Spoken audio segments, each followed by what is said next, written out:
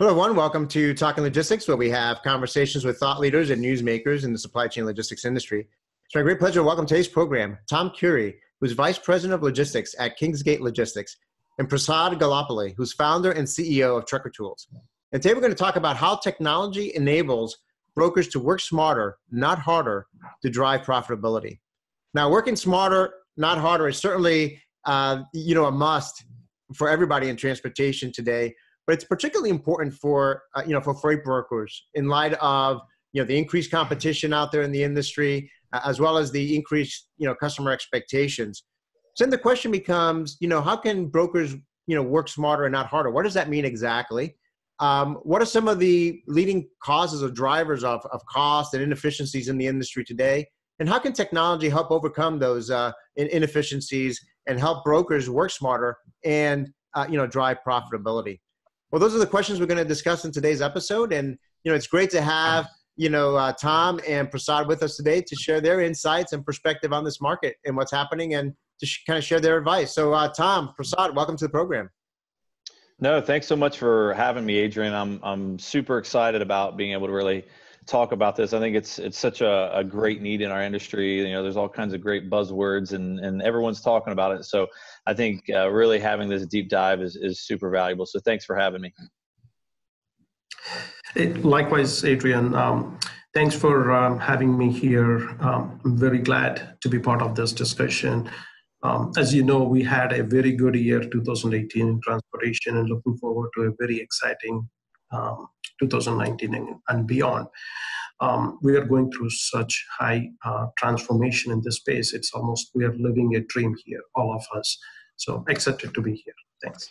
No, absolutely. I mean, certainly there's so much going on in the industry. I mean, for some it's a dream, for others it's a nightmare, and and everything in between, right? But the main goal is, hey, you know what? This industry is going to continue to change, and the way we worked 10, 15, 20 years ago is just not going to work or going to be as effective, moving forward. So we have to really figure out what are the key trends and then how to respond to them as intelligently as possible.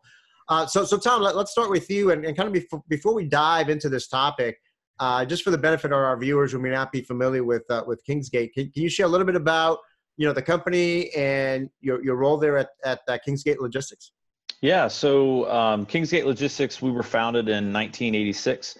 Actually started by Tom and Mary Beckham, the original founders, and their children bought the company in 2008. And since then, they have just continued to really expand on really the founding principles that the company was started with. And we've been really fortunate the last 5 years, at least, we've had 20 to 30% growth year over year. So we've really been able to take advantage of a lot of different things in this space. And this year we're opening our first satellite office, which is exciting for our team, and as we continue to expand. So operationally, we work heavily in the food space, anything from produce to refrigerated finished goods to dry bulk ingredients that are going into those finished goods. And so we've worked heavily in that space, and we've experienced a lot of success from being there. I joined the company a little over 2 years ago, primarily focused on building out our sales team and our strategy for that, as well as working from a technology perspective to really start leveraging and expanding on our use of technology across the entire organization, anything from operations, sales, recruiting, accounting, just a little bit of everything. Great. Well, great longevity there, with the company. Certainly a lot has changed since, the mid '80s, since the company was founded. And, kind of your focus there kind of makes a lot of sense in terms of how to, kind of keep looking forward now in terms of how to keep that success, going forward. Certainly, 2018 was a very challenging year in transportation, especially finding, capacity. I mean, when you look at the way, freight brokers have traditionally, operated, I mean, what are the biggest drivers of cost and inefficiency? Yeah, so it's funny you talk about the change that we've seen since '86, and that's the year I was born. So yeah, there's been a lot of change since '86, and so I came into the industry roughly 12 years ago. That's when I started kind of cutting my teeth in the logistics space. And what's interesting about technology is what we've really been trying to do hasn't changed that much. We're just trying to make better use of our time. right? I mean, constantly there's everything that we're doing. We're looking at ways to save time, to shave time, to do everything that we can. It's still our most valuable resource at the end of the day. And so, we've seen that technology has really done a great job of focusing in that space. But where we think that typically it gets overlooked is that we're looking at how to shave time off of bad processes. So as opposed to fixing the process, we're making the process easier to do. So, for us specifically, is really when it comes to leveraging your carrier base in the 3PL space. So we've done a lot, and, I'd like to think that when it comes to the onboarding process, it's gotten a lot easier. When I was slinging freight 12 years ago, when I was onboarding a carrier, I was taking faxes and I was having to read through every page of the contract to make sure they didn't, write something on there that wasn't supposed to be, double checking all the paperwork. And it was just it was an awful experience. Every time we had to onboard a new carrier, it was like, this isn't any fun. We don't want to do this. And so, but the problem is we've gotten better at that. And the reason that's a problem is because it's so easy now to just onboard carriers. And so the inefficiency that we see so often is we're not leveraging the technology that we already have. I liken it to the process of buying a car. The car buying process is great, right? It's a lot of fun to go buy a car. Imagine going out and buying a brand new car every single time you had to go to work. It'd be awful. It doesn't make sense. And what we've been doing in this space is we've been buying new cars constantly, as opposed to driving the car that we already have. And so the efficiency gain that we have there is a bit of a fallacy. We're doing it quicker, but that's not necessarily the right thing to do. And so, for us, a real big driver of cost efficiency is how do we leverage what we already have? I think that goes across the board for so many things. You talk about people who've got TMSs. Are you really capitalizing on the TMS that you have? You talk about capacity, carriers that are already on board in your system. Are you really able to leverage that capacity the way that you're supposed to simple things like, email. I mean, there's just so many things that we've got. Big data, right? We've got all the data we could ever want in our life right now, but we still don't know how to use it. And so, it's really driving the cost of inefficiency because we're getting things, but we still don't quite know what to do with them yet. Yeah, no, a lot of great points there. Certainly one of the things that you mentioned in terms of the time dimension and the time factor, that's something I hear a lot from brokers. And obviously time is very tightly linked with labor, right? So you want to be able to, have your people working on more value-added activities and free up time, for them to do some of these value-added activities. And then there's, hey, looking at your processes, right? Are they the right processes or not? And if they're the right processes, are you operating them as efficiently as possible, leveraging the technology you may already have, but using them to their fullest potential? Or, hey, is there a better way? And consistently asking, is there a better way? And then seeing how you can automate and streamline these better ways. Prasad, I kind of bring you into the conversation here. You work with a variety of customers in the industry. I mean, what kind of operational challenges did this year's transportation, market, create for freight brokers, and how do they compare to kind of what Tom was talking about? Hey, sure. We work with a lot of brokers with, part of trucker tools, whether they're large brokers or medium-sized small brokers. Irrespective of their size, one thing that has been common that we have seen is that the cost of covering freight has been high. If anything, it's really out of whack. It's one of the biggest cost drivers for any brokerages out there. Now, if you look at what's causing this cost to go up, there are three issues that freight brokers face today. First one is they make too many calls to cover freight, in the order of 30 to 40 calls. And that's, if you think about it over a period of time, that's a lot of time and energy. This is one of the things that Tom was talking about, too many manual tasks. The second one is even more profound. That is about 80 to 90% of carriers that brokers use fall into one load wonders. So what we call a one load wonder is carrier picks up a freight, delivers the freight, and falls off of the system. So the carrier is moving on to broker. And all the effort that the brokers put in to find this carrier. So going back to what Tom just said, buying this new car, all you're getting is one load out of that carrier. And that becomes a huge inefficiency because that's adding to your cost of covering freight. And the third one is it's almost like a system process issue where there are multiple ways brokers find capacity. Spreadsheets, phone calls, emails, load boards. But there is no one accurate source that aggregates all of this. So if anything, it's almost like finding a needle in a haystack. And the whole process is set up in such a way that when a freight broker or a carrier matches for a load, it's not thought through or not efficiently done, but more by chance in some way, right? So these three issues are the ones that are driving the cost of moving freight or covering freight for a broker or a freight broker. Now, when we look at the underlying drivers of these three, obviously the first one is there is no accurate information. So when you don't have accurate information, everything that you're doing, you're working off of stale information, or you're trying to filter out garbage in that information, which you can't do manually. And so you're always chasing, you're stuck behind 8 ball. The second one is, looking backwards. We have had a very good year, almost a year and a half now. Economy is growing, there is driver shortage. And so these factors are putting more pressure on being more efficient. And there is capacity crunch. So that's the second driver. The third driver is there is an influx of Uber-like models coming into the space. Now, every year in transportation, we have keywords, and this year it has been digital freight matching.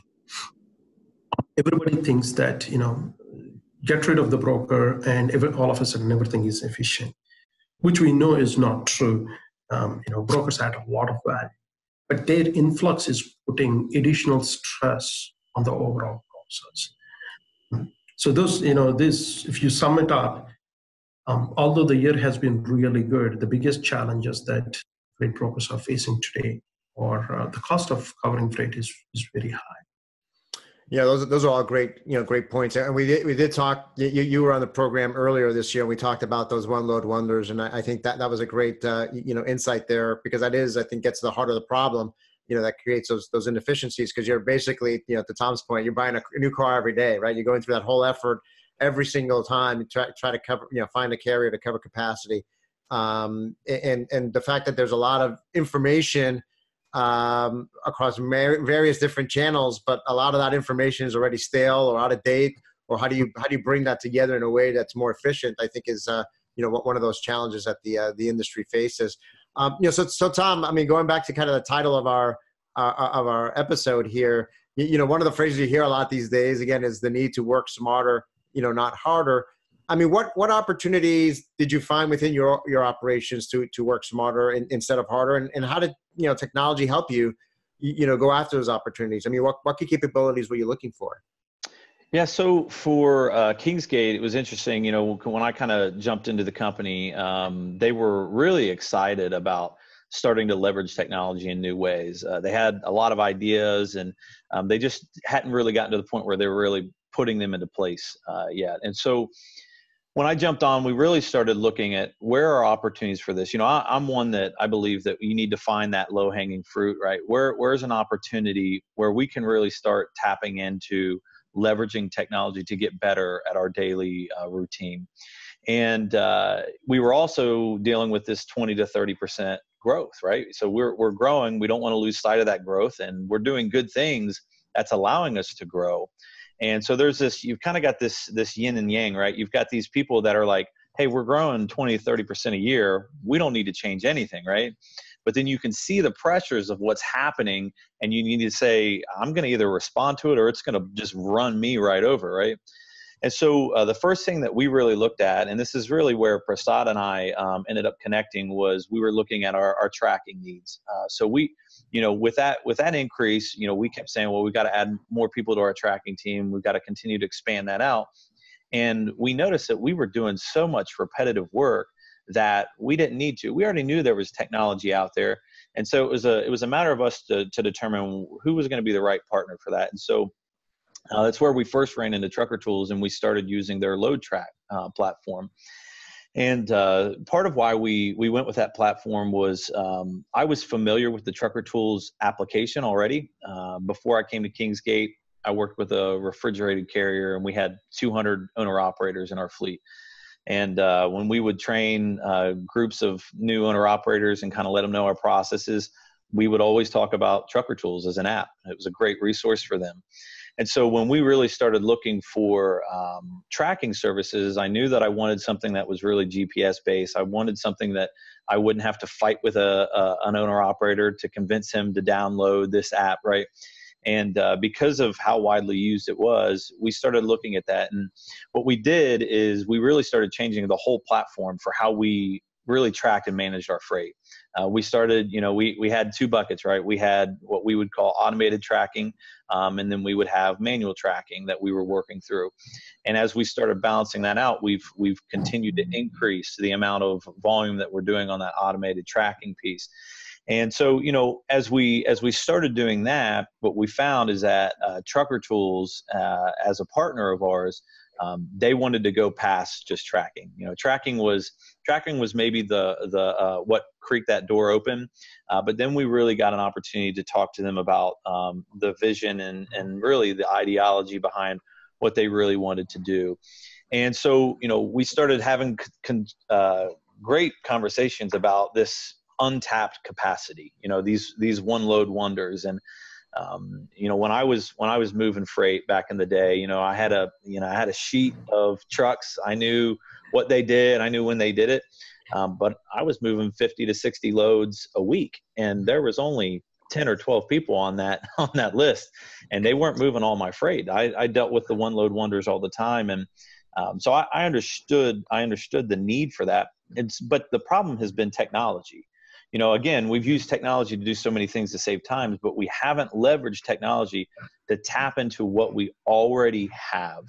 And so as they started building out, smart capacity, it really began the shift for our organization, really something that was going to say, hey, let me help you use what you already have. Let me bolt into your TMS. Let me connect with you hand in hand and really figure out and give you visibility into what you've got right underneath you. And so, we've seen that opportunity, and we've been building it out. And just about 2 or 3 weeks ago, we've actually started having conversations about hiring lack of better words, a tech carrier sales rep, someone who literally is just leveraging technology like smart capacity to really secure equipment for our clients going forward. And it's a completely different mindset. And as we've seen that, it started with track and trace, being able to start getting them better visibility into what's happening, but it is continuing to go throughout our entire organization to figure out, hey, here's a different way that we could be doing this a lot better. There's a smarter way. It's not about just pounding the phones, right? That's the old adage that we all say was, it's a tough load. Well, you just got to pound the phones. Well, no, there are better ways to do this. Let's find carriers that are already in our network that are familiar with those lanes, that like to go in those areas, something that matches up in their own freight network, where we can all work together to help this work better. Yeah, no, that's a great, great journey, you had there. And, I think to your point, I think the first hurdle really was, particularly because you're growing so fast, like you said, is it's very easy to become complacent, to say, hey, if it ain't broke, why fix it, right? And I think, having the foresight and the will, if you will, to say, hey, it's exactly because we're doing so well that we have we can afford to really start, looking at other opportunities and start investing in areas, because we know, this market, changes all the time. And, we've got to be ready for whatever twists and turns it has, and continue to look for ways to work, to work smarter. And then again, I think the examples you gave is, there's a lot of data and information and relationships you already have built in place, but it's how do you tap it? How do you leverage technology to tap into that data, tap into those relationships to work in a smarter way than you currently have been, doing, working, leveraging technology instead of pounding those telephones, which is, what I heard. Prasad, kind of going back to you, you touched upon this a little bit in kind of the points that you brought up. I mean, in addition to work smarter, not harder, there's a lot of conversation today, a lot of discussion today about disruption, in the industry, right? I mean, on the one type of disruption is focused on disintermediation, right? That is on taking freight brokers out of the value equation, as you mentioned. But the other type is focused on what I would call, transformation, which is really about, eliminating waste and inefficiencies that exist in current processes, between the brokers and the carriers and the shippers, and enhance the value of existing relationships. I mean, from your perspective, will one type of disruption ultimately prevail, or will you see both happen? When you look at these two models, on one hand, model that wants to take the brokers out, we have seen this happen in other industries. Now, Uber became very popular by doing this in transportation, so we call this as Uberization model.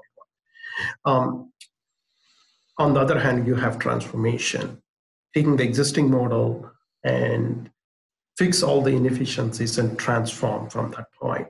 So the first model, the first model basically believes that transportation is very similar to taxi business, which is not true, because if you look at taxi business, what Uber has done, Uber likes have done to transportation business is that they brought in additional capacity to transform that industry. Whereas in transportation, nobody is bringing additional capacity into it. They're all playing with existing carriers. So if anything, by getting in transportation, the so-called these disruptors, they're further fragmenting the whole market by taking some carriers away into an island, into their system. So they're not truly adding value. The second biggest thing in transportation is that, as Tom has mentioned earlier, for years, brokers and carriers have been working together. They have built these relationships. If you talk to any freight broker, they pretty much can tell you, if you give them enough time, based on their past experience, they tell you there are certain carriers that can do this job for you, because they have built those relationships. Similarly, when we go to the carrier side, carriers don't just want to work with any broker. They want to work with the brokers that they trust the most. Because, again, I'm drawing a parallel here between a taxi business and a freight transportation. In taxi business, when, let's say, you and I get off at an airport, we get in a taxi. The person who is driving the taxi is not worried about whether we will pay him on time or not, because before, when we get out, we pay him, right? Whereas the person who is moving freight, a guy who owns one truck, picking up freight from a point, he's probably picking up freight in the middle of the night in some remote location. So he doesn't know if his address is correct. What happens if the pickup number is not right? He wants to make sure that there is someone in the office, someone like a broker, who can make sure that everything, the process runs smoothly. It's pretty much TCB, right? Taking care of business. That's all brokers are trying to do there, keeping carrier happy. And more importantly, when the carrier goes and delivers goods and moves on to the next freight, carrier doesn't want to be worried that he won't get paid. And so they like to work with brokers that they trust the most. So for these reasons, when you look at these two models, while someone who talks about disrupting a model, we have gone through history where Netflix has disrupted Blockbuster, Amazon is disrupting retail business in some way. Those are sexy stories. But the truth of transportation is that when you look at these two models, transformation model has better success rate because it is building on what's working already, like the human relationships, the processes that are already there, the inherent knowledge and the expertise, that intelligence. This transformation model captures and embraces that and only fixes the inefficiencies like, when as a broker, if your goal is to move only one load per day, let's say, or one load period, you can do it on a paper and a pen and a phone, right? You can call all the things and you can write down and you can do efficiently. But when we are moving not thousands, millions of loads every day, we need some kind of a technology that can do this quickly. So adopting to technology is the best way there. It doesn't mean that the middleman has to be taken. For that reason, we at Trucker Tools have built our smart capacity following the minds of transformation rather than disruption. So smart capacity embraces the existing model, empowers brokers so that what they already know, what they already do, we're helping them do much better by fixing the inefficiencies in the process and building on their existing human relationships. So, going back to a few things, we looked at how brokers move freight a little bit, how carriers move freight a little bit. For these two parties, what we are looking at is transforming not just their technology, but their mindset. So on the broker side, what we're looking at is when we talk about transformation, instead of thinking like a broker, now we're promoting the idea of think like an asset-based company. So put the carrier before you or the truck before the load. So when you do that, you're promoting loyalty. You're taking care of that carrier's asset and asset utilization, which is good for that carrier and hence good for you and good for the shipper. And also, carrier is now as a stronger loyalty towards you.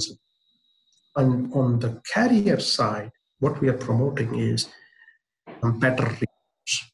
So instead of just saying, I want to make as much money as I can make on this load, I don't care where it is going to. We take the analogy of golf here. Every shot you play in the golf, you want to set it up for a better next shot. And similarly, every load that a carrier picks up should take that carrier into an area or a market where that carrier has a better reload probability. So you're continuously making more profits. Anyone in transportation will tell you this. It's not hard to make money on one transaction in moving one load, but it is hard to make money consistently. And that consistently is very important because one bad load could wipe off several loads, profits from several loads. So this basically improves efficiency overall between carriers, brokers, and shippers. So that's what we're promoting through. Yeah, no, great. A lot to unpack there, but I like the comment you made about not just transforming from a kind of technology standpoint, but transforming from the way each party thinks and their perspective of the market and their role and what value they're bringing to the market. So I think that's a powerful way to think about it as well.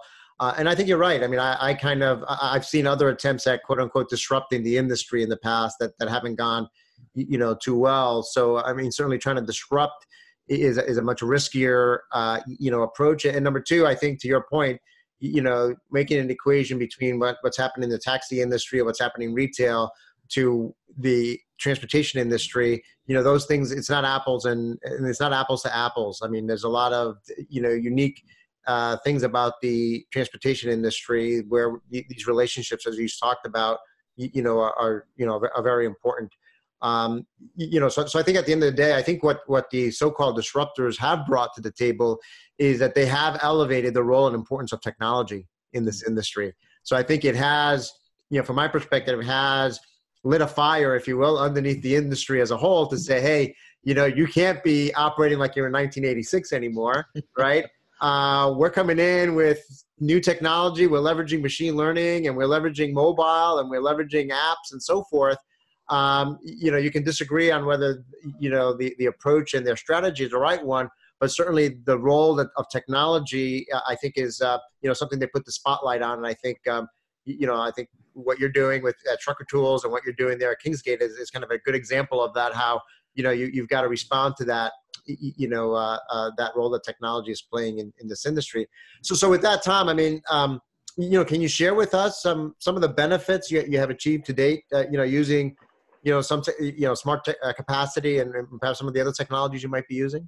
Yeah, absolutely. I think I would add to the conversation you guys were just having is that I think if there's any companies who really aren't responding in some way to both of those topics, they're really just working themselves out of the industry, to be quite honest. I think if anyone's avoiding the use of technology, or they're avoiding migrating into new things, different ways, they're just going to miss it. And I believe that it's technology that is actually helping shippers see the value in the 3PL more than they have historically.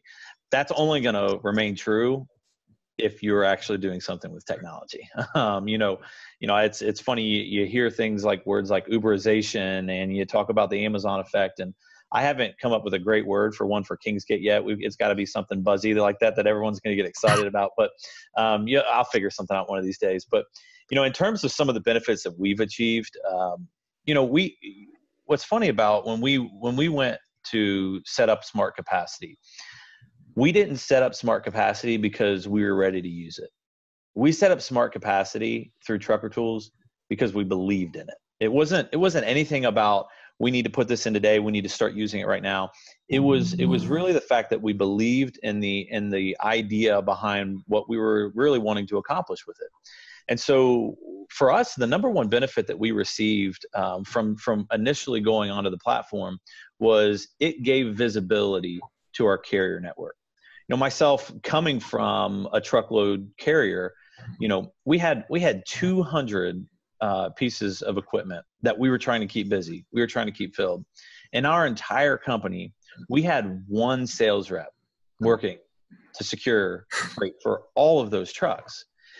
And I mean, you got to imagine how that number gets smaller and smaller. I don't know how many you get smaller than one, but as you continue to get smaller, as that piece of equipment becomes 5, right? And so, we saw that we needed to be able to give them greater visibility. And every broker under the sun is saying, log into my portal, log into my app, log into my this, log into my that. And to be honest, they didn't want to do it. They didn't want to have to constantly go into let me go check and see what so-and-so's freight is today. Okay, I'm going to log out of there. Let me go check on this one's now. And especially as you talk about TMS technology, you've got TMSs that are putting out their own apps, and each of these carriers would have to log out of the app for Kingsgate and then log into the app for the next broker. And it was a horrible process for them. And so the first thing we saw was we put smart capacity in place. We didn't even touch it. We literally just put it in place. We synced it up with our data. We made it live, and I didn't even tell my team about it because they weren't ready for it yet. They weren't prepared for that. Again, we'd been seeing 20 to 30% growth. They weren't going to be ready to adopt this new technology quite yet. So we just put it in place so that our carriers would have visibility. Anyone that was in our network, we could give them visibility into what we currently had available. And what started happening is my carrier sales team started receiving responses from carriers who were looking at our freight in the smart capacity platform. They were reaching out, and all of a sudden I started getting emails from my carrier sales team and said, hey, where are these people coming from? Where are we getting? And it was great to be able to look at them and say, oh, they're already in our network. These are people that we've already done freight with. And they're like, well, I don't remember doing a load with them. Well, we did a load with them 1.5 years ago, or 2 years ago. And they were all one load wonders. These weren't normal people that were just reaching out. These were people that we had done freight with at one point, who now were seeing opportunities to come back, kind of come back into the fold, right? and move freight for us again. And as we started doing it, then there were more questions that was coming up from my team. They're saying, okay, well, if they're seeing it, what can we do with the platform? And that's when we started slowly bringing users in. We started saying, hey, let's sit you down. Let me walk through this. Let me show you the value of the platform. Let me really start to focus it. And that's how we were able to really start having people adopt to the technology. If I went out to my team and I said, hey, great, I got good news for you guys. We're just going to go ahead and stop using all these things, and you're just going to use this platform, they would kill me. That's exactly what they would do. They would not be happy about it. The other thing that we're really excited about is we've really started tapping into what the load matching tool that Prasad and his team have put together. And so what's interesting is Prasad had mentioned earlier about talking about digital freight matching. And we hadn't really heard a whole lot about it. We've seen a little things that were starting to come out in the industry. And the conversation kind of struck up because I think everyone's getting email lists about equipment capacity. You know, this is what we have available for today. And Prasad and his team had reached out to us and said, hey, you know, what are you guys doing with those emails? And, you know, I said, well, let's just be honest about it. We're deleting them. That's really all we're doing with them. And it wasn't because we wanted to delete it or we didn't care about the email, but it was because we didn't have the time, right? We talked about earlier about time being our most valuable resource. We didn't have the time to go put that into our TMS. We didn't have time to go through all these emails because we were getting so many of them. And so their team has put together this tool where we are actually automatically sending these emails into the Trucker Tools team. So, you know, we also knew that our team, you know, unfortunately, it doesn't take very long to hit forward, but we knew that they wouldn't take the time to hit forward on their email. So we set up auto rules, and it was automatically going to the Trucker Tools team. And it's taking that capacity and it's scrubbing it up against our available shipments that we have in the system. And it's automatically reaching out to those carriers and saying, hey, you told us that you had a truck in Cincinnati, and they've actually, Kingsgate's got a load for you coming out of Cincinnati if you would be interested. And we started doing that just a few weeks ago. And we sent some capacity in at 8:41. And at 8:47, that carrier had reached out to us about a load. And our team never touched, they never looked at an email, they never responded to an email. All of a sudden they said, this guy's already interested in our load, and we never lifted a finger. And so we're really, really excited about that, because we think that's just going to really take this type of technology to the next level for us. You know, it's not a list where you're having to go through the list and say, okay, these guys are potentials. It's automatically reaching out to the carriers, showing them what's available for them, and then they're able to make decisions and respond to what they're most interested in. Well, that's a great example there. And, you know, I think it's funny, you know, you go from, deleting these emails, right, that will come in just because, as you said, you know, they're kind of stale information by the time you were able to, you know, even get to them, to now leveraging them in you know, this more automated and intelligent way to, and then you're actually able to see results, you know, so quickly. You know, Prasad, but we're running, you know, kind of, you know, short on time here. So, you know, quickly, you know, for you, I mean, how do you see the industry evolving, you know, over the next few years? I mean, what new, you know, challenges or opportunities will arise, and kind of how will technology help freight brokers, you know, respond to those? It's an interesting thing. I know we have had a very good time, or year and a half, with the transformation that's happening in this industry. It's very hard to predict in the long term, but if you take the next few years, that transformation that we are in the middle of will continue. If anything, will get even more aggressive. So, you know, to go back to what Tom has said, you know, that example of email parsing using natural language, that's just the beginning. It's not the end. You know, there are so many things.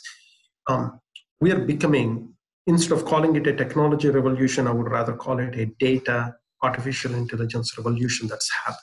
We are dependent on systems basically looking at a particular, you know, all the data and identify what markets a particular carrier goes to typically. And based on that, pull loads from brokers and put that as matching. It's you know, an analogy would be if Amazon and Google got together and wanted to transform this industry, what would they do is what's happening right now. It's very exciting because now what's happening is the efficiency of people is, going back, time is very valuable. People are very valuable. The efficiency of people is going to go through the roof. And so, couple of challenges that come to my mind. I think the biggest challenge is how these companies adapt to the technology, this transformation, this technology / data transformation that we are going through.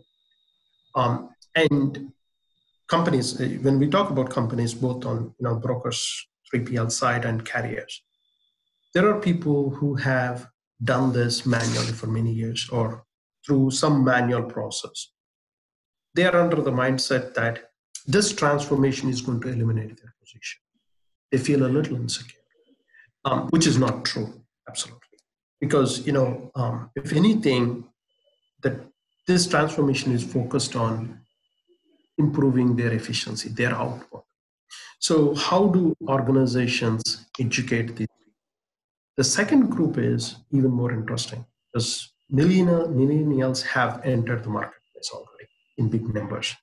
And for them, technology is natural. And so they look at technology and say, well, I can track myself. I can see where my friends are. Why can't I track freight using technology? Why do I have to call the driver, right? I'm just using that as an example. But, simple things like that are becoming an issue for them. If an organization doesn't adapt to technology well, they are at the risk of losing this huge workforce, smarter workforce, and the next generation workforce, because they are the ones that are going to go through this next transformation and carry us through, right? So adapting to technology is an important thing. Adapting to this change is important. The change is coming. How you adapt as a company from top down and at every level. And as the head of an organization, CEOs and other leaders in these organizations, they have a huge responsibility. Instead of telling people, you have to do this, we have a responsibility to educate our own employees and become almost like a champion to tell them how the future is going to look with this transformation. Change always brings in a lot of fear in people, and everybody has their own way of adapting to change, and everyone has their own pace at which they adapt to change. Like Tom has explained, I think what Tom has done with his organization is a very good example. He didn't force the change on his employees, but let them see the change and let them adapt to it in phases. In some way, that's exactly what we promoted to with our customers. We tell them, you got to do this in stages. So you're not really, you're not forcing it down your employees' throats. If anything, you let employees see the benefit, and then the change will come as it is. But with this change comes a huge opportunity. We talk about companies not just growing 20-30%, but doubling in size in such short period. This is the time.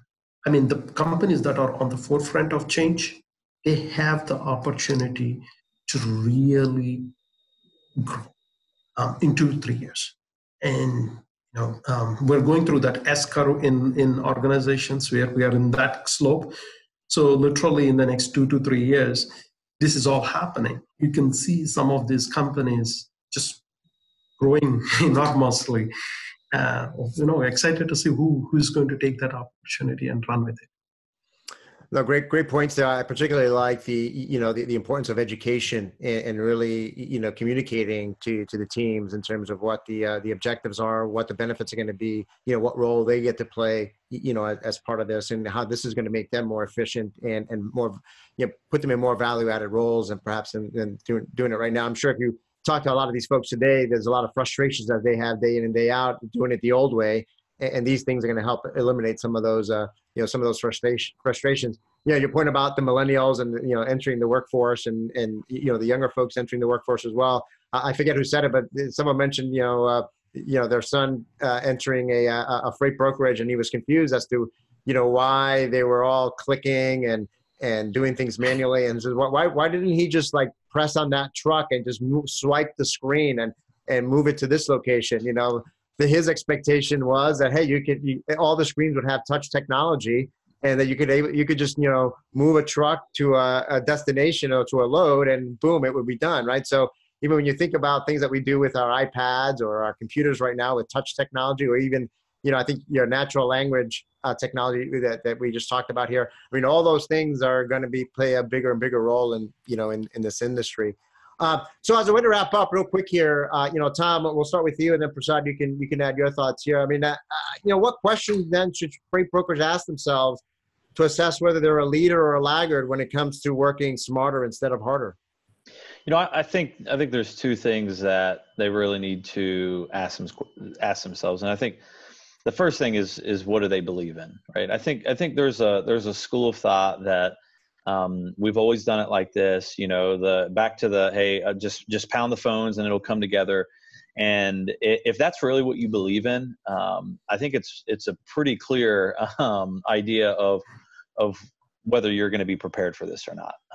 It's clear that change is coming. You know, it's funny. All this weekend I've been reading about SNU data, social media, news, event, and weather-related data, and all of that being brought into what we're doing on a daily basis. And you're going to have a group of these people that kind of scoff and laugh about it and say whatever. But then there's this whole other subset of people who are grabbing this and are leveraging it and finding ways to use it in their business. There will be people that will learn how to use this, and those shippers who are longing for more visibility, greater connectivity, they're going to want that. They're going to desire some of those things. And you know, it's you know, first, you know, what do you believe in? Do you believe that you can just stay the course the way you are and everything will work out and everything will be fine, or do you truly believe? And the second thing I would say is to really determine whether you're a leader or laggard is, what are you talking about? Are you talking about this technology? If you're not talking about it in your leadership meetings, in your board meetings, in your team meetings, if you're not talking about it, you're missing an opportunity. We need to prepare our people now for what's coming, because it's going to make it so much easier to help them migrate into these technologies when you start bringing them to the table. Great, you know, great points there. And I think in addition to you talking about it, is identifying opportunities where you can get started in a kind of non-disruptive, low risk, you know, small way, almost like you kind of introduced it in a kind of, you know, it wasn't this big edict from on top, but it was something that, you know, was easy from a change management standpoint for the team to see the value and embrace and you know, move it forward. Prasad, your closing thoughts. I agree with what Tom said. You know, if anything, people have two choices. One, proactively transform their business. As this constant change is happening right now, they could proactively change their business, or status quo, you know, do nothing, do the same old way, and risk of their business as a whole. Because, you know, when this is all happening, those who are not efficient are going to get pushed out in one way. So going back to this, I think it's a clear choice. You know, companies have to proactively take advantage of this cycle that's happening. And what I would say is, those who are in this business, freight brokers, carriers, shippers, clearly define what are your goals for the next 2 to 3 years. How big you want your organization to be. If you're a freight broker, do you want to double, triple, or grow 50%? You know, whatever it is, right? Clearly state your goals. 2, have a definition of the problems that you want to solve, how you want to get there. So give an example of, let's say you're a freight broker and your carrier sales reps are moving 8 loads per day on an average. So in order for you to reach your goals, the same carrier salesperson would have to move 20 loads per day or 15 loads, whatever that metrics is. So unless we have clear metrics to measure, it would be harder to reach those goals. So define what you are looking for, or what problems you're trying to solve. Then go out and look for technology that can help you do that. And when you look at technology, there's, you know, you mentioned at the beginning, there are so many technology companies out there in this space. look for technology that is that can do multiple things, that is progressive, not one and done. Because as this cycle continues, your software vendor has to adapt to the change. That's happening very fast. They would have to run with you. It's almost it's a three-legged race. I'm not calling it a relay race. It's a three-legged race. So we're running together as partners. So this is one of the things that we tell our customers. We don't look at you as customers. As a freight broker, you're not our customer. You're our partner in this. So we're in a lockstep mode with you to run with you in this. So you need a vendor that is transforming fast. More importantly, a vendor that can do all in one. Because as much as people are hard to change, people have even more difficulty if you put many different systems in front of them and say, hey, you got to do system 1 for this, system 2 for this, system 3 for this, or different softwares. People get confused. People don't like jumping around. And the other problem with multiple systems is each system has to talk. Now that integrations will take longer time. This is happening very fast. So, pick a vendor that has all-in-one solution that's running with you. And more importantly, whose goals are aligned with your goals, not, who is trying to disrupt you as opposed to, empower you. That's very important, because if goals are not aligned, there is going to be friction between the software and your organization, the software vendor and your organization. That's not good for either parties. We're living in exciting times. This is an unbelievable time. I feel like a kid in a candy store in some sense. We got the front row seat, all of us, to see this transformation. This is probably a huge one in our lifetime. And we got to be thankful for this opportunity in the first place. So, if you're a freight broker, don't wait. Be on the forefront. Take advantage of what's out there, and grow your organizations. You got to be a little bit more fearless. Right? Here in this case, because how you make your decision, you got to have that mindset to go into the future. The future is bright. Great. A lot of great food for thought and advice and examples here. Again, I think you're right. I mean, I think this is going to continue to evolve and change in the weeks and months and years ahead. And keeping a pulse on what's happening in the industry is going to be critically important. And asking those questions that each of you brought up, and really setting those objectives, aligning it with metrics, and then determining how you can leverage technology to reach those goals is going to be key. So again, we're out of time, but again, I want to thank Tom and Prasad for making the time to be with us today to kind of share your thoughts and advice on this topic. Thank you. Thank you, Adrian. Thank you, Tom. Great. And if you're watching this episode on demand, either at the Trucker Tools website or on Talking Logistics, and you've got a question or a comment for Tom or Prasad, you can post it there, and I'm sure they'll be more than happy to respond via that medium. Again, thank you for joining us, and look forward to seeing you in a future episode of Talking Logistics. Have a great day.